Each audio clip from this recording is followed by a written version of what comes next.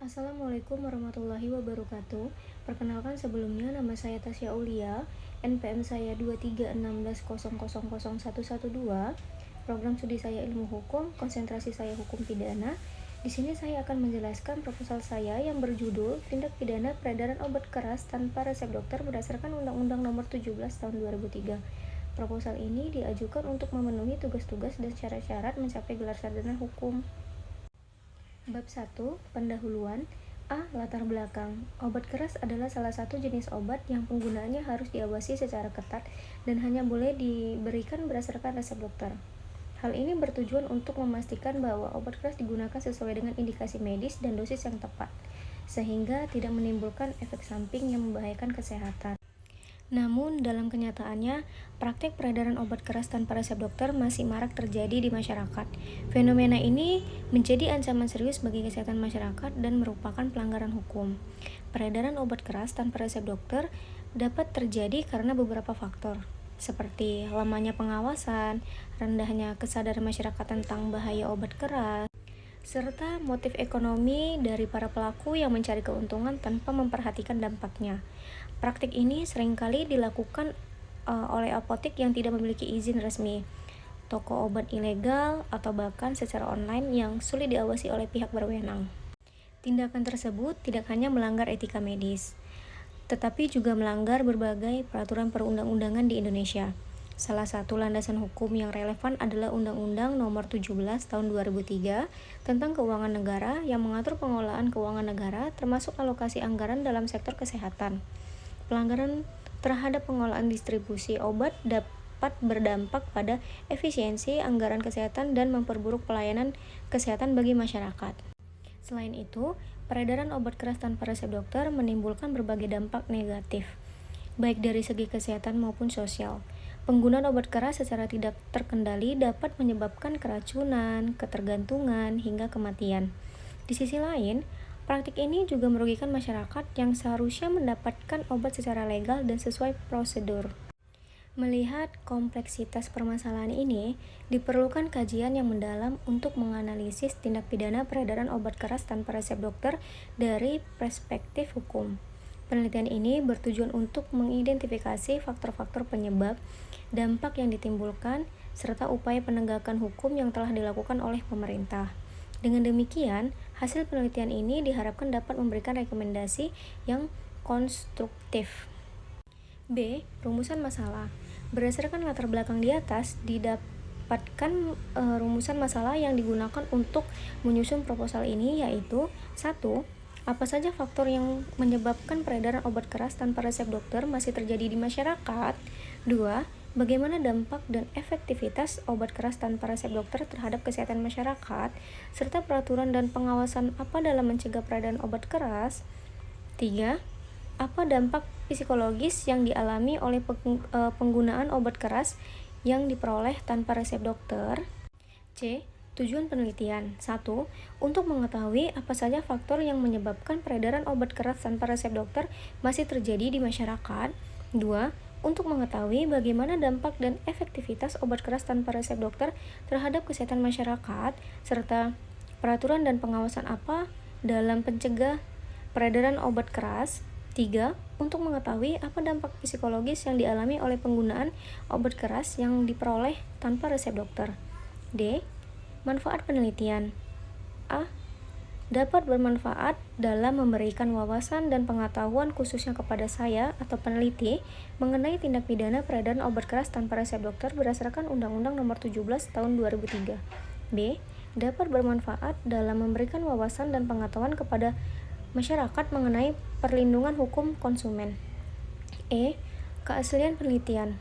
Keaslian penelitian ini berdasarkan pada beberapa peneliti terdahulu yang mempunyai karakteristik yang relatif sama dalam hal tema kajian, meskipun berbeda dalam hal kriteria subjek, jumlah, dan posisi variabel penelitian atau metode analisis yang digunakan.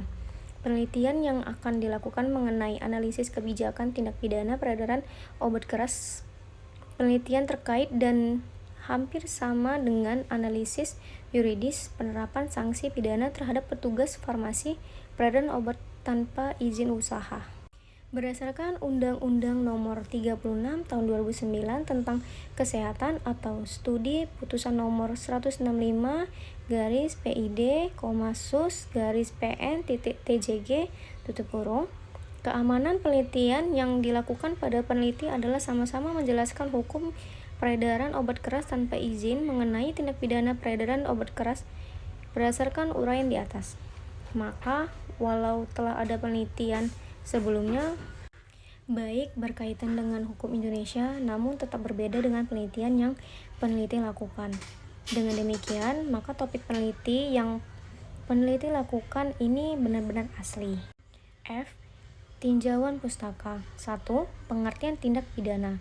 Tindak pidana merupakan rumusan tentang perbuatan yang dilarang untuk dilakukan atau dalam peraturan perundang-undangan yang disertai ancaman pidana bagi siapa yang melanggar larangan tersebut. Perbuatan atau fate di sini adalah unsur pokok dari suatu tindak pidana yang dirumuskan tersebut. Istilah tindak pidana merupakan terjemahan dari Strabarfit di dalam Kitab Undang-Undang Hukum Pidana atau KUHP. Tidak terdapat penjelasan dengan yang dimaksud Strabarfit itu sendiri. Biasanya tindak pidana disinonimkan dengan delik yang berasal dari bahasa Latin yakni kata delictum. Dalam kamus hukum, delik adalah perbuatan yang dapat dikenakan hukuman karena merupakan pelanggaran terhadap undang-undang tindak pidana. Tindak pidana yang dalam bahasa Belanda disebut strafbarvet terdiri atas 3 suku kata yaitu straf yang diartikan sebagai pidana dan hukum, bar diartikan sebagai dapat dan boleh, dan serta feit yang diartikan sebagai tindak, peristiwa, pelanggaran, dan perbuatan. Pengertian tindak pidana dalam Kitab Undang-Undang Hukum Pidana atau KUHP dikenal dengan istilah Strabarvet dan dalam kepustakaan tentang hukum pidana sering menggunakan delik. Sedangkan pembuat undang-undang merumuskan suatu undang-undang mempergunakan istilah peristiwa pidana atau perbuatan pidana atau tindakan pidana. 2. Unsur-unsur tindak pidana. Dalam KUHP sendiri, tindak pidana dibagi menjadi 2 yakni pelanggaran dan kejahatan yang masing-masing termuat dalam buku 3 dan buku 2 KUHP. Pelanggaran sanksinya lebih ringan daripada kejahatan.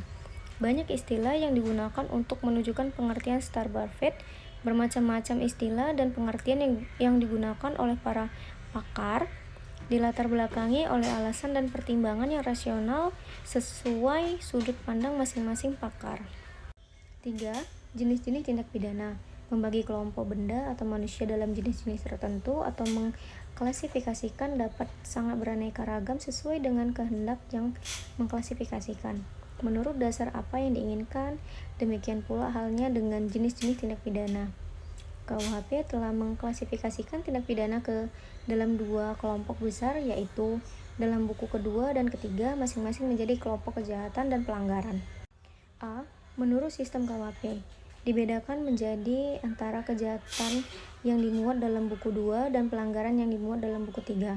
Alasan pembeda antara kejahatan dan pelanggaran adalah jenis pelanggaran lebih ringan dibandingkan kejahatan. Hal ini dapat diketahui dari ancaman pidana pada pelanggaran tidak ada yang diancam dengan pidana penjara, tetapi berupa pidana kurungan dan denda, sedangkan kejahatan dengan ancaman pidana penjara. B. Menurut cara merumuskannya, dibedakan antara tindak pidana formil dan tindak pidana material. Tindak pidana formil adalah tindak pidana yang dirumuskan sedemikian rupa sehingga memberikan arti bahwa larangan yang dirumuskan adalah merupakan suatu perbuatan tertentu. C. Berdasarkan bentuk kesalahan, dibedakan antara tindak pidana sengaja atau dolus dan tindak pidana tidak sengaja atau culpa. Tindak pidana sengaja adalah tindak pidana yang dalam rumusannya dilakukan dengan kesengajaan atau mengatur unsur kesengajaan. Sedangkan tindak pidana disengaja adalah tindak pidana yang dalam rumusannya mengandung culpa. D. Berdasarkan perbuatannya dapat dibedakan antara tindak pidana aktif dan juga disebut tindak pidana komisi dan tindak pidana pasif disebut juga dengan tindak pidana emisi. Tindak pidana aktif adalah tindak pidana yang perbuatannya berupa perbuatan aktif, sedangkan pidana formil yang berdasarkan semata-mata unsur perbuatannya adalah berupa perbuatan pasif.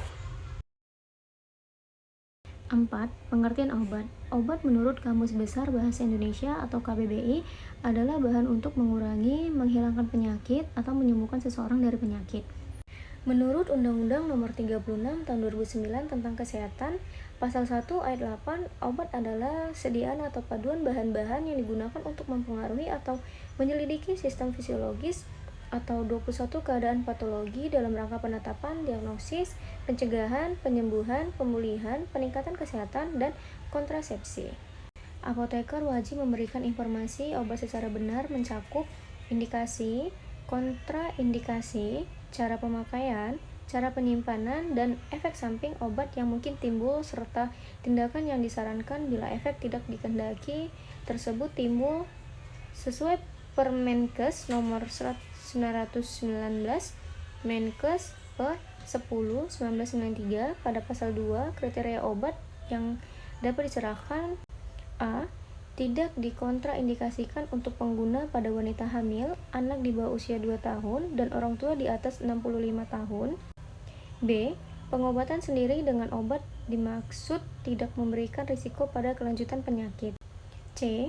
Penggunaannya tidak memerlukan cara atau alat khusus yang harus dilakukan oleh tenaga kesehatan. D. Penggunaannya diperlukan untuk penyakit yang prevalensinya tinggi di Indonesia. Metode penelitian. 1. Sifat penelitian. Sifat penelitian yang digunakan dalam penelitian ini merupakan penelitian yang sifatnya deskriptif analitis.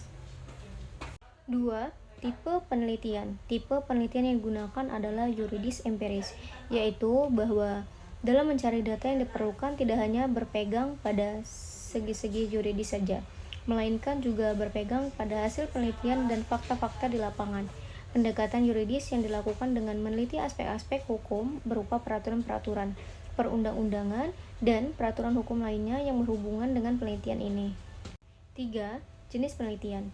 Jenis penelitian dalam penulisan skripsi ini diarahkan kepada penelitian yuridis empiris, penelitian yang melihat sesuatu kenyataan hukum yang terjadi dalam analisis kebijakan pemerintah dalam penanganan tindak pidana penyelundupan barang ilegal. 4. Sumber data. Penelitian ini diharapkan dapat menjadi penelitian yang bersifat deskriptif sehingga data yang diusahakan adalah A. Data primer. Data primer yang dikaji berdasarkan perundang-undangan yaitu 1. Kitab Undang-Undang Hukum Pidana atau KUHP. 2. Undang-Undang Nomor 8 Tahun 1999 tentang Perlindungan Konsumen. 3. Undang-Undang Nomor 36 Tahun 2009 tentang Kesehatan. B. Data sekunder, yaitu bahan yang memberikan penjelasan mengenai dalam hukum primer berupa keterangan, kajian, analisis tentang hukum positif yakni terdiri dari buku mengenai analisis kebijakan pemerintah dalam penanganan tindak pidana peredaran obat keras tanpa resep dokter, buku metode penelitian hukum, dan buku-buku yang berkaitan dengan penyusunan skripsi. C. Data tersier. Data tersier yang dimana pengkajian berdasarkan atau bersumber dari bahan yang mendukung dan memberikan penjelasan terhadap bahan baku primer dan bahan baku sekunder, seperti kamus-kamus, ensiklopedia tentang hukum, sedangkan data primer diperoleh melalui penelitian lapangan atau wawancara dan data berbentuk file. D. Analisis data. Penelitian ini adalah penelitian kualitatif karena penelitian ini mencari kebenaran sejati. Oleh sebab itu, penelitian ini berusaha menemukan gejala-gejala hukum yang berkembang di suatu komunitas masyarakat. Analisis data yang digunakan dalam penelitian ini adalah analisis kualitatif, oleh karena itu penelitian ini bersifat deskriptif. G. Sistematika penulisan. Dalam terdapat 5 bab yang telah disusun untuk menyelesaikan penelitian yang dilakukan. Baik, sekian dari proposal saya ini. Lebih dan kurangnya saya mohon maaf. Billahi taufiq wal hidayah. Wassalamualaikum warahmatullahi wabarakatuh.